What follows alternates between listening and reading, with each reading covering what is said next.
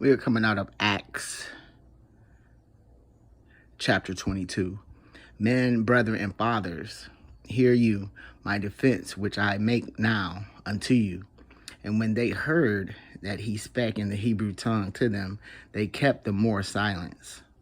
And he saith, I am verily a man which am a Jew, born in Tarsus, a city in Cilicia, yet brought up in this city at the feet of Gamaliel, and taught according to the perfect manner of the law of the fathers, and was zealous towards God, as you all are this day. And I prosecuted this way unto the death, binding and delivering into prisons both men and women, as also the high priest doth bear me witness, and all the estate of the elders, from whom also I received letters unto the brethren, and went to Damascus to bring them which were there bond unto Jerusalem for to be punished. And it came to pass that as I made my journey and was come nigh unto Damascus about noon, suddenly there shone from heaven a great light round about me.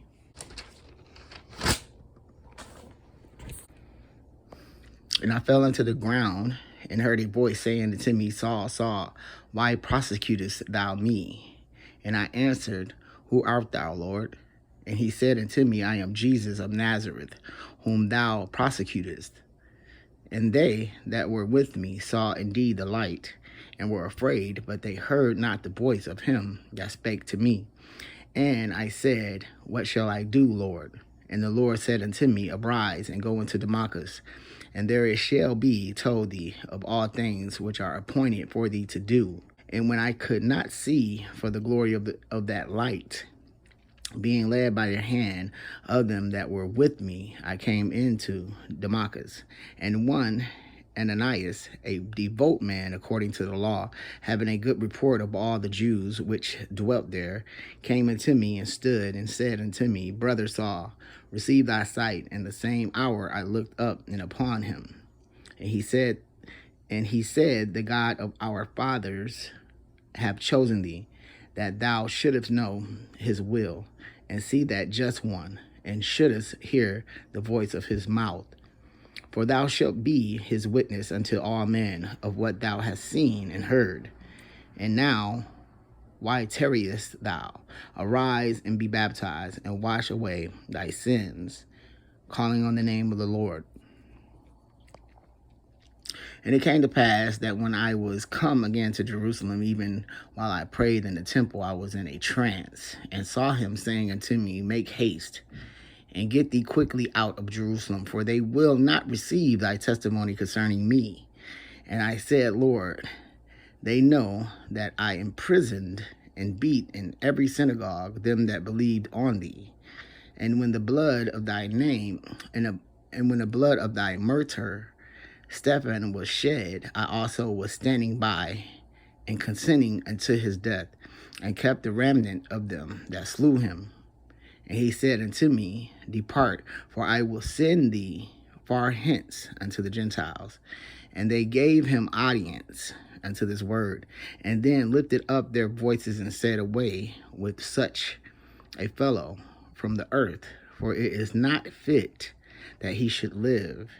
And as they cried out and cast off their clothes and threw dust into the air, the chief captain commanded him to be brought into the castle, and bade that he should be examined by scourging, that he might know wherefore they cried so against him. And as they bound him with thongs, Paul said unto the centurion that stood by, It is lawful for you to scourge a man that is a Roman and uncondemned. When the centurion heard that, he went and told the chief captain, saying, Take heed what thou doest, for this man is a Roman. Then the chief captain came and said unto him, Tell me, art thou a Roman? He said, Yes.